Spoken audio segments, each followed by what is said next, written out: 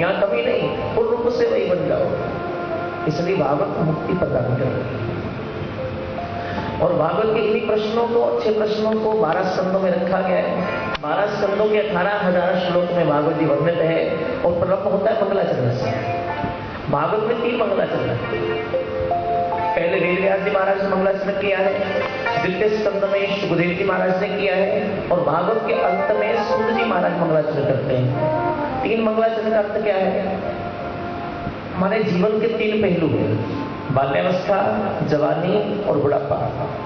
तीनों अवस्थाओं में तो मंगलाचरण करो। मंगलाचरण माने ठाकुर के मंगल गीत गाया करो, गोविंद की याद किया करो। और प्रारंभ कहां से करो? बीज कहां अंकुरित करो? बचपन में। ध्रुव जी महाराज बाल्यावस्था से लड़ गए। भक्त शिरोमणि प्रहलाद जी महाराज बचपन की अवस्था है और कृष्ण का स्मरण करते हैं। नानक साहब बिल्कुल बचपन में कृष्ण की स्मृति करते हैं, बहुत छोटी सी अवस्था में। और जिसके भक्ति के बीज बचपन की अवस्था में लग गए, दब गए, भक्ति में अंकुरित कर लिए हैं, वो एक दिन जब जवानी आएगी तो पूर्ण विराट वृक्ष के रूप में हो जाएंगे। कई बार लोग विचार करते हैं कि वृद्ध होंगे तो स्मरण कर लेंगे। ये वृद्धों का काम नहीं है। पहली बात ध्यान रखना, ये भक्ति की लहर बचपन से आनी चाहिए। अब मान लो जा रहे हो, रास्ते में कोई पुष्प गिरा हुआ है, अब गुलाब का फूल बाहर गिरा हुआ है, लोग आ रहे हैं, जा रहे हैं, फूल को रोक रहे हैं, पैरों से कुचल रहे हैं, धूल मिट्टी पड़ रही है, खुशबू खत्म हो गई, उसकी आकृति खत्म हो गई, उसकी खूबसूरती खत्म हो गई। क्या ऐसे पुष्प को आप उठाकर उसके चरणों में चढ़ाते हो? नहीं। ऐसे पुष्प को चढ़ाकर ठाकुर के चरणों में चढ़ाने का सामर्थ्य आप में नहीं, और कभी किया भी नहीं होगा। क्यों?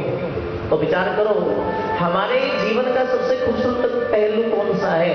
सबसे खूबसूरत अवस्था कौन सी है जो सबसे ज्यादा प्यारी है, सुंदर है, जिसमें महक ही महक है, जिसमें पावनता है, जिसमें निश्चलता है? और वो अवस्था है हमारा बाल्यावस्था, बचपन। और बचपन में जो बीज बोलोगे तो विराटता की ओर जाएंगे ही जाएंगे। बचपन में जिसमें सुंदरता है, जिसमें महक ही महक है, और वही पुष्प जाकर ठाकुर के श्री चरणों में चढ़ाया जाता है। इसलिए बचपन को ही अपने गोविंद के चरणों में चढ़ा दो। इसलिए बाबा ने, कल भी आप कह रहे थे बाल विकास की चर्चा हो रही थी, बाल विकास क्यों शुरू किया? बाल का ही विकास करो, बच्चों में ही बीज अंकुरित कर दो, बच्चों में ही ये संस्कार डाल दो। क्योंकि बच्चे परमात्मा का स्वरूप है, साक्षात स्वरूप है, उन्हें अधिक मोल्ड करने की आवश्यकता नहीं पड़ेगी। वो पहले ही संस्कार युक्त होकर आए हैं। और जैसे ही तुमने केवल एक दिशा दी और बच्चे फिर चलेंगे विराटता की, उस परम सत्ता की ओर, उस सुप्रीम पावर की ओर। इससे बाल्यावस्था 3 मंगलाचरण है। माने बाल्यावस्था, जब बचपन हो तो गोविंद के गीत गाओ, मंगल गीत गाया करो। जवानी हो तब भी मंगल गीत गाओ, और जब वृद्धावस्था हो तब भी ठाकुर के मंगल गीत गाया करो। अब मान लो सुबह 4 बजे ट्रेन पकड़ती हो और तुम 3:30 बजे उठो, नहाओ दो, फिर पैकिंग करो, फिर ट्रेन पकड़ने जाओ, फिर छूट जाएगी। आज तक बहुतों की छूट गई और छूटती गई है, छूटती रहेगी। इसलिए अगर सुबह 4 बजे ट्रेन पकड़नी है तो समझदारी है कम से कम रात्रि को पैकिंग कर लो।